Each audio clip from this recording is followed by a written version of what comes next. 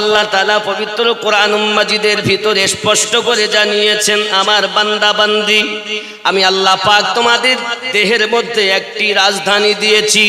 ওই রাজধানীটার নাম হলো কলব। এই কলবের রোগ একটা নয়, দুইটা নয়, কলবের রোগ আছে মোট 14টি। কয়টি? 14টি রোগ আছে। আব্বা আমার নামাজে গেলেন, মন বসে না, নামাজ পড়েন ঘাটে, মন থাকে মাঠে, আপনার নামাজ হবে না। হে সোনা মানিকেরা আমার, ওপরটা তো বড় পরিষ্কার, ভিতরটা আপনার কালো, কোনোদিন নামাজে মজা আসবে না। খুশু আর খুজুর সঙ্গে নামাজ আদায় করতে হবে। আল্লাহর বান্দা একবার খেয়াল করুন, মুসা আলাইহিস সালাম আল্লাহ পাকের সঙ্গে কথা বলতেছেন, আয় রব্বে কারীম আমি আপনার সঙ্গে কথা বলি, আমার বড় ভালো লাগে, আপনার আর আমার মধ্যে মনে হয় কোনো ব্যবধান নাই। মহান আল্লাহ পাক বলছেন, ওগো নবী মুসা, তোমার আর আমার মধ্যে 70,000 পর্দা রয়েছে। আব্বাজি আমার, এক একটা পর্দা আপনার কেনা বলা হয়েছে 1000 করে, আর 1070,000 পর্দা। খেয়াল করুন, আল্লাহ নবী মুসা আলাইহিস সালাম বলেন, আল্লাহ তবে আপনাকে কি কেউ দেখতে পাবে না? আমার আল্লাহ পাক বলেন, হ্যাঁ পাবে। কারা পাবে? আল্লাহ পাক আল্লাহ তাআলা ওই সমাতে আখেরি জামানার নবীর উম্মতের ঘোষণা দিয়েছে। নবী মুসা বলেন, আয় রব, কখন আপনার আখেরি জামানার পয়গম্বরের উম্মত আপনাকে দেখবেন? সঙ্গে সঙ্গে মহান আল্লাহ পাক বলেন, ওগো নবী মুসা, যখন আমার হাবিবুল্লাহর উম্মত নামাজের সাজদাতে যায়, ওই সাজদার হালাতে আমি আল্লাহ এবং বান্দা বান্দির মাঝে কোনো পর্দা থাকে না, আমি আল্লাহ তাকে দিদার দান করি। নবী মুসা শুনছেন কোহে তুরে, আল্লাহর বান্দা নামাজ পড়ে না, সাজদাতেই যায় না, আল্লাহ দেখবে কেমন করে? আর যদিও নামাজে যায় তো কলবে রোগ, কোনো মতেই নামাজে মজা বসে না। নামাজ হইল না রে তোর, নামাজের নিলি না খবর, মন্ত্রী ধরলি নামাজ, পড়লি নামাজ সারা জীবন ভোর, নামাজ হইল না রে তোর, নামাজের নিলি না খবর। ওরে মসজিদেতে আজান হলে সবার আগে যাও, মসজিদ থেকে বাইরে এসে সুদের টাকা খাও, নামাজ হইল না রে তোর, নামাজের নিলি না খবর। এরম জিনিস আছে না? দুয়া নাই, চোর তোর মতো আর কেউ আছে? নামাজ তুমি ধর্ম জানো, চুরি তোমার পেশা। নামাজ তুমি ধর্ম জানো, চুরি তোমার পেশা। ওই নামাজ তোমার কবুল হবে কেমনে করলে আশা, নামাজ হইল না রে তোর, নামাজের নিলি না খবর। পায়জামা পাঞ্জাবি টুপি সবই তোমার সাদা, মনের মধ্যে তিল পরিমাণ থাকলে তোমার কাদা, নামাজ হইল না রে তোর, নামাজের নিলি না খবর। মন্ত্রী ধরলি নামাজ, পড়লি নামাজ সারা জীবন ভোর, নামাজ হইল না রে তোর, নামাজের নিলি না খবর। এরম আছে না? এ নামাজের ভিতরে তোমায় মশায় কামড় দিলে কি করে? নামাজের ভিতরে তোমায় মশায় কামড় দিলে মশা তুমি আগে মারো, রুকু সাজদা ফেলে, নামাজ হইল না রে তোর, নামাজের নিলি না খবর।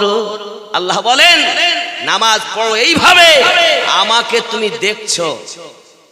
নবী বলেন, নামাজ এভাবে পড়ো, অন্তত আল্লাহ যদি না দেখতে পাও, রব তোমাকে দেখছেন সেই ভয়ে নামাজ পড়ো। আর বেটা নামাজে গিয়ে কারে মারবো, কারে ধরবো, নামাজে গিয়ে হিসাব হয়ে যাচ্ছে তার দোকানের।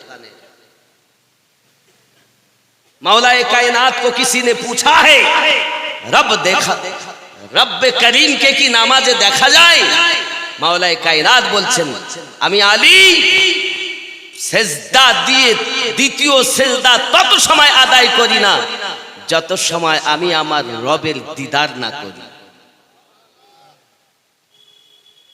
নামাজে আল্লাহ দেখা দিবেন নামাজির সঙ্গে সাজদাতে।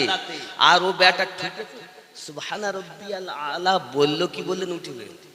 এমনও আছে জুমার দিনে ইমাম সাহেব ফরজ পড়িয়ে দোয়া না করতেই মসজিদ ফাঁকা, আর দোয়া হয়ে গেলে 100 লোক যদি জুমায় নামাজে প্রথমেই পাওয়া যায়, বেরিয়ে দেখা যাচ্ছে 20 জন ফরজ বাদ। আল্লাহ জানে এরা পড়ে কিনা, এরা নাকি মুসলমান আমার বুঝে আসে। মসজিদ আল্লাহর ঘর, ইবাদতের জন্য তোমার জন্য করা হয়েছে। হে যুবক, আজ কোথায় আছে? নামাজ এমন ইবাদত যে ইবাদত করলে রবের দিদার লাভ হয়। সুবহানাল্লাহ। বন্ধু আমার, সোনা মানিকের, আমার আপনার নবী সাল্লাল্লাহু আলাইহি ওয়াসাল্লামের জীবন কোথা থেকে শুরু করব, কারণ সবই শোনা জানা। কেউ বলতেছেন নবী পাকের মিলাদ কোরআন শরীফে নাই। যদি এই কথাই আপনার হয়, উত্তর শুধু একটি দেব বাবা। পবিত্র কোরআন অটুট বিধান, পারা নাম্বার 3, সূরাটির নাম সূরা আল ইমরান, আয়াত নাম্বার 81 ও 82। রব্বে কারীম 1,24,999 জন নবীগণের রূহ মুবারাকাকে একত্রিত করে মহান আল্লাহ আমাদের নবী পাকের মিলাদ বর্ণনা করেছেন। যদি বলুন সুবহানাল্লাহ। যুবক আমার, কোরআন মাজিদ আপনি খুলে দেখুন, আল্লাহ পাক রব্বুল ইজ্জাত বলেন বিসমিল্লাহির রহমানির রহিম وَإِذْ أَخَذَ اللَّهُ مِيثَاقَ النَّبِيِّينَ لَمَا آتَيْتُكُمُ الْكِتَابَ وَالْحِكْمَةَ ثُمَّ جَاءَكُمْ رَسُولٌ সুবহানাল্লাহ। আল্লাহ পাক আমার নবীর মিলাদ পাঠ করছেন।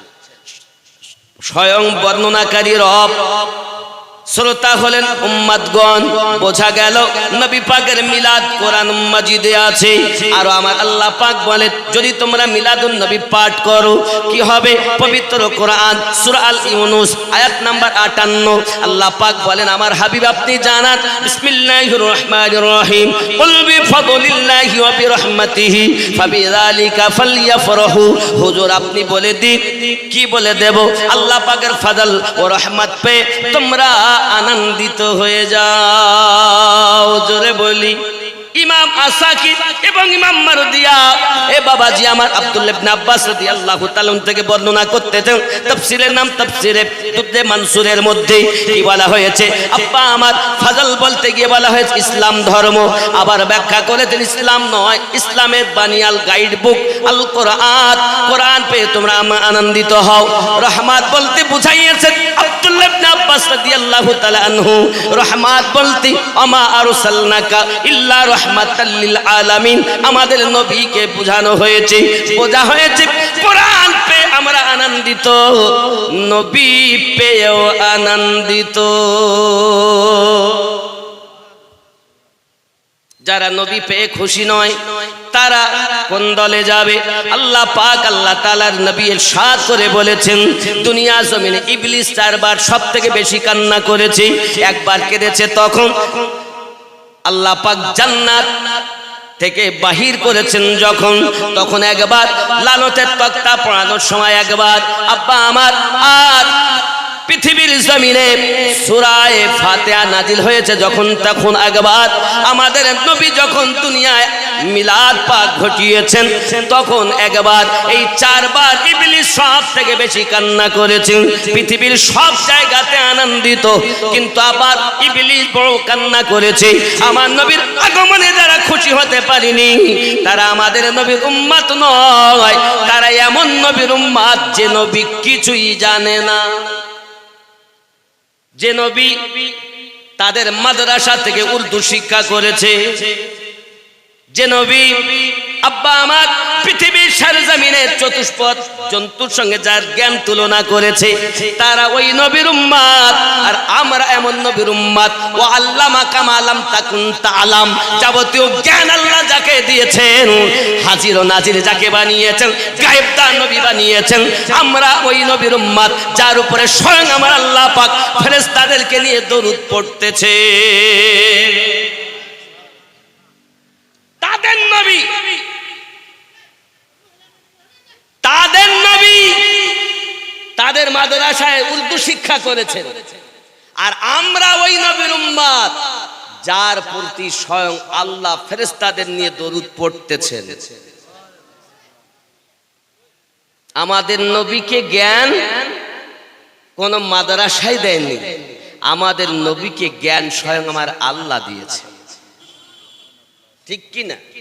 এখন যদি কেউ বলে আমি ওই নবীর উম্মত নই, আলহামদুলিল্লাহ, মুহাম্মাদুন বাশারুন লাইসা কাল বাশারি ইয়াকুতুন হাজারুন লাইসা কাল হাজারি। আল্লাহুম্মা সাল্লি আলা মাওলানা মুহাম্মদ ওয়া আলা আলি মাওলানা।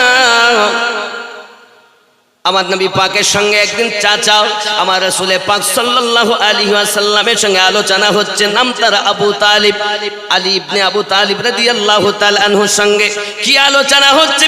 ও ভাতিজা মুস্তাফা, আমি ছোট্টবেলাতেই জেনেছিলাম আপনি একজন পাওয়ারওয়ালা আল্লাহর নবী হবেন। কিভাবে আপনি জেনেছেন? বলে কিছু শোনা আর কিছু দেখা। কোনটা আগে শুনবেন? সঙ্গে সঙ্গে তিনি বলছেন তাহলে আমাকে আগে আপনি শোনাটাই শোনান, কি শুনেছেন? সঙ্গে সঙ্গে বলছেন, ও মুস্তাফা, আমি জেনেছিলাম, শুনে রাখুন ছোট্টবেলাতেই যে আপনি শ্রেষ্ঠতম নবী। কি শুনেছি? আমি শুনেছি আপনার যখন জন্ম হয়েছে দুনিয়ায়, তখন আপনার নাড়ি কাটা হয়েছে, কারণ দুনিয়ার জমিনে সন্তান জন্ম নিলে নাড়ি কাটা হয়, আর আপনার নাড়ি নাকি পেটের ভিতর থেকে কাটা অবস্থাতে এসেছে। আর কি বলতেছেন? ওগো মুস্তাফা, আমি দেখি শুধু এতটুকু নয়, দুনিয়ার জমিনে বাচ্চার জন্ম নিলে তার খাতনা দেওয়া হয়, মুসলমানি দেওয়া হয়। আপনাকে কে জানি পেটের ভিতর থেকে মুসলমানি করে দুনিয়ায় পাঠিয়েছেন। ওগো মুস্তাফা, শুধু এতটুকু নয়, আমি শুনেছি যখন দুনিয়ায় আপনি আগমন করেছেন, আজ কোন বাচ্চা দুনিয়ায় জন্ম নিলে দুর্গন্ধ নিয়ে জন্ম নেন, আর আমার আল্লাহ পাক আল্লাহ তাআলা তামাম জগৎকে আপনার মিলাদ পাকে সুগন্ধময় বানিয়ে দিয়েছে। আয় মুস্তাফা, শুধু এতটুকুই নয়, আয় মুস্তাফা, এতটুকুই নয়, আমি আবু তালিব যেটা শুনেছি সেটাই বলতেছি। কি আর শুনেছেন? ওগো মুস্তাফা, আমি জানি যে তোমার সম্মান বড় উঁচু, তুমি সাধারণ কিছু নও, তোমার পাওয়ার অনেক উঁচু। শুধু এতটুকুই নয়, আমি শুনেছি চোখে সুরমা লাগানো, চুলগুলো আঁচড়ানো। শুধু এতটুকুই নয়, নাভি থেকে পা পর্যন্ত ঢাকা, সবাই আছে উলঙ্গ হালাতে, আর তোমার জন্ম হয়েছে পর্দা হালাতে। জুরি বলুন সুবহানাল্লাহ। আয় চাচা, আর কি জানেন আপনি? ও মুস্তাফা, তুলনা তো নাই তোমার, এগুলো আমার শোনা। শুধু এতটুকুই নয়, আর চোখে দেখা কথা আমি বলবো।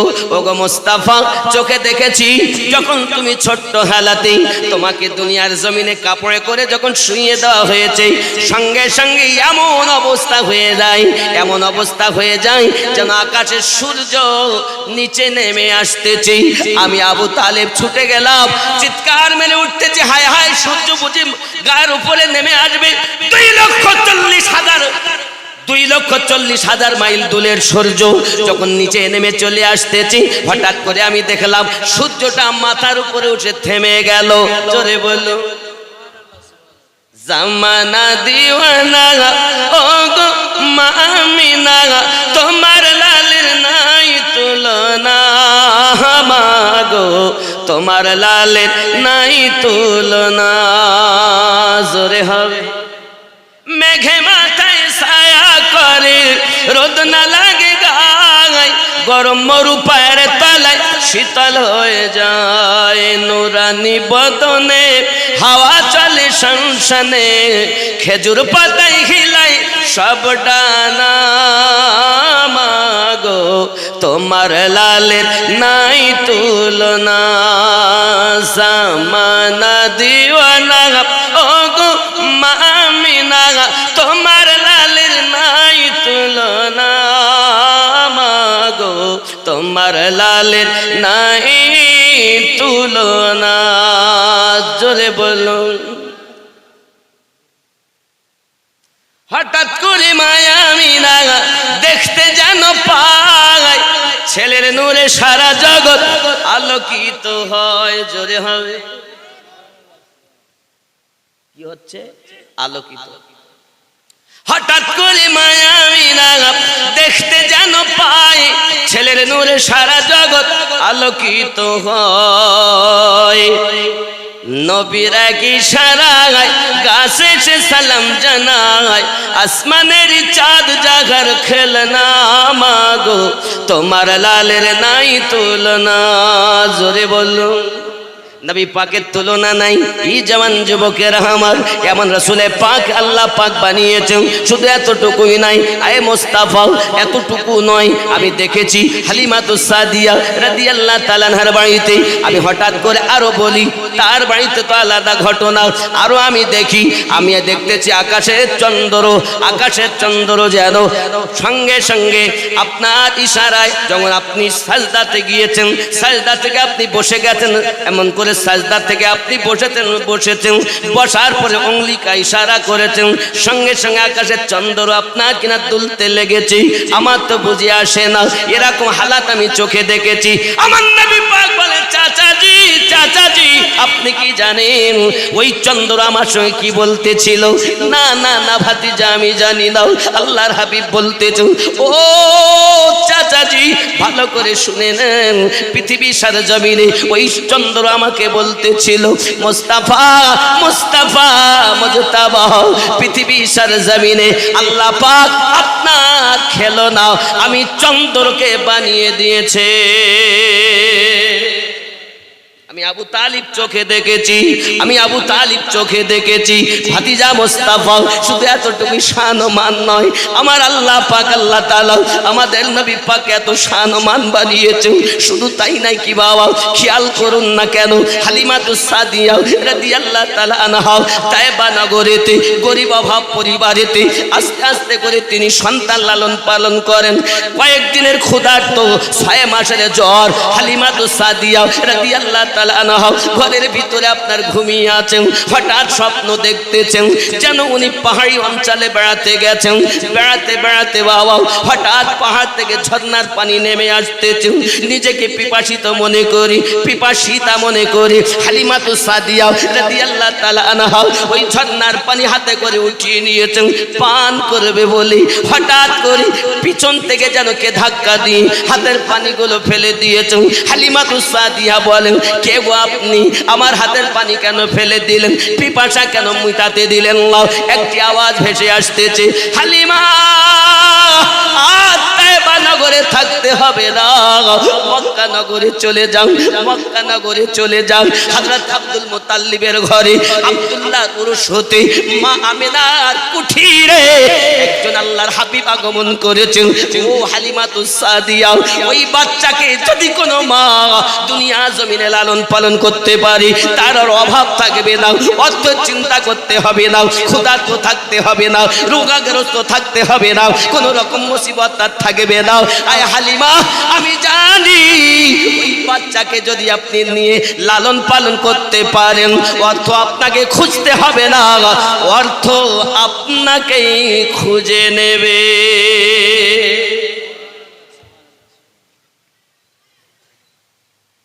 হালিমা স্বপ্ন যেন কাউকে বলবে না,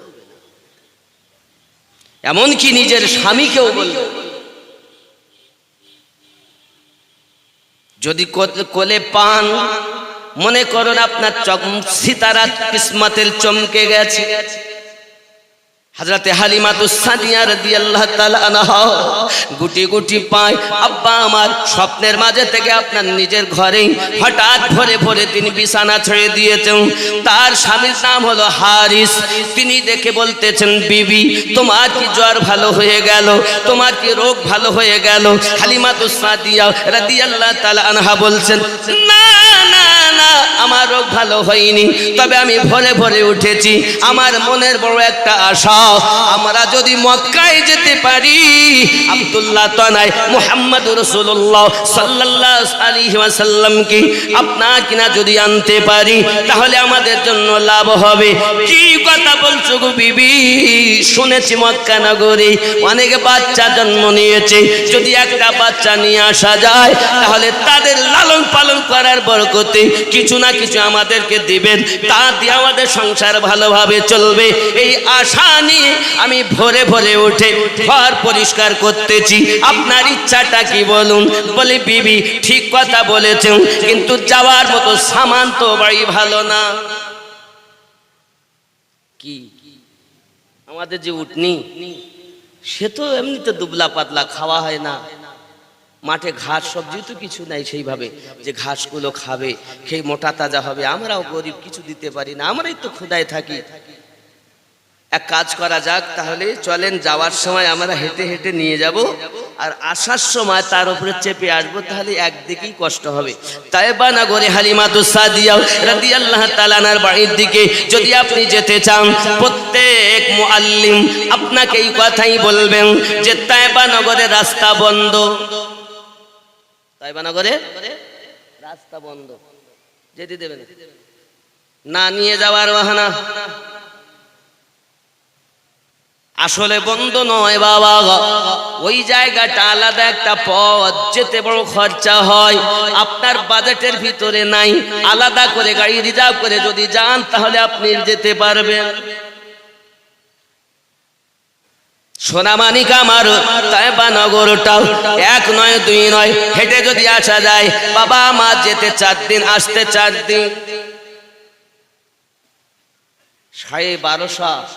মানে আমি যখন গিয়েলাম তখন মানে আপনার দিত 1 টাকায় 25 টাকা, 4 টাকাতে, ওখানকার 4 টাকা, আমাদের 100 টাকা। তা ওখানকারই 1250 টাকা দিতে হয়েছে, তাইলে কত হয়? কথা বুঝতে পারছেন? যখন আমরা 1250 টাকা ওখানকার দিয়েছি, তাহলে আমাদের দেখা যাচ্ছে 4 টাকায় 100 যদি হয়, তাহলে 8 টাকায়, 8 টাকায় কত? 200। 10 টাকায় কত? 250, নাকি? 10 টাকা ওরা দেবে, আমাদের 250 টাকা দিতে হবে। 20 টাকা দিলে 500 টাকা দিতে হবে। 40 টাকা দিলে 1000 টাকা দিতে হবে আমাদের। তাহলে বুঝে নেন, সোনার মদিনা। কিসের মদিনা? সোনার মদিনা। আগে কি ছিল? আগে তো ইয়া শরীফ ছিল। আমাদের নবীর পাকের কদম মোবারক পড়ে মদিনাতুল মুনাওয়ারা হয়ে গেছে। মদিনা আরো আছে, কিন্তু মদিনাতুল মুনাওয়ারা শুধু এক জায়গা, যেখানে আমার নবী পাকের রওজা শরীফ। পৃথিবীতে আরো মদিনা আছে, অনেক জায়গার নাম, কিন্তু মদিনাতুল মুনাওয়ারা শুধু একটাই। ইয়া শরীফ থেকে যেটা মদিনাতুল মুনাওয়ারা হয়েছে। চিৎকার মেরে সুবহানাল্লাহ।